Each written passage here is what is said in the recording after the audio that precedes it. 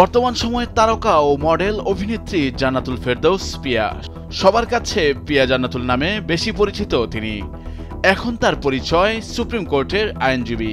কিছুদিন আগে ব্যারিস্টার সুমনের সঙ্গে তার একটি মিষ্টি হাসির ভিডিও ভাইরাল হয়েছে সামাজিক যোগাযোগ মাধ্যমে। কোর্টের যে কোনো ইস্যুতে সুমনের পাশেই তাকে দেখা যেত। তবে শেখ হাসিনা সরকারের পতনের পর সাবেক এমপি সুমন লাপাত্তা, তাকে কোথাও খুঁজে পাওয়া যাচ্ছে না। এ বিষয়ে জান্নাতুল পিয়াকে জিজ্ঞেস করা হয়েছিল, তবে তিনি কি বলেছেন? হবিগঞ্জ ৪ আসনের সাবেক সংসদ সদস্য ও সুপ্রিম কোর্টের আইনজীবী ব্যারিস্টার সুমনের সঙ্গে পিয়া কাজ করে থাকেন।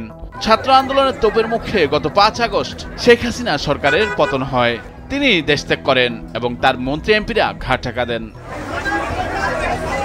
সরকার পতনের পর কোনো খোঁজ পাওয়া যায়নি সুমনের। সামাজিক যোগাযোগ মাধ্যম থেকে সর্বত্র কৌতূহল, কোথায় আছেন আলোচিত এই সাবেক সংসদ সদস্য? এবার ২৯ আগস্ট সোমবার অজ্ঞাত স্থান থেকে একটি ভিডিও বার্তা দিয়েছেন তিনি, যেখানে দাবি করেন শুরু থেকে কোটা সংস্কার আন্দোলন বা বৈষম্য বিরোধী ছাত্র আন্দোলনের পক্ষে ছিলেন তিনি।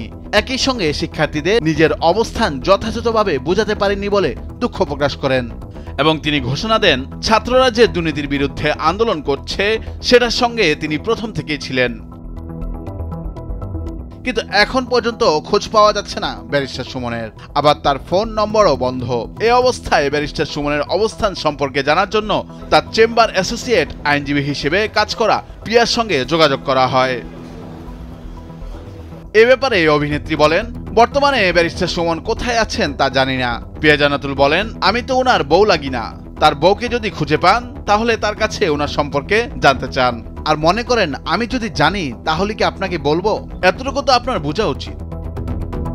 তিনি আরো বলেন, কিভাবে জানবো আমি? এ অবস্থায় সে যদি দেশে থাকে তাহলে কি আমাকে ফোন দেবে? কি করে ভাবলেন এমনটা? তার চেম্বারে অন্য যারা কাজ করেন এবং তাদের সঙ্গে যোগাযোগ করে দেখতে পারেন, কেননা তার সঙ্গে মাত্র ১.৫ বছর কাজ করেছি আমি। নুরুল আফসার, নিউজ ডেস্ক, ভোরের কাগজ।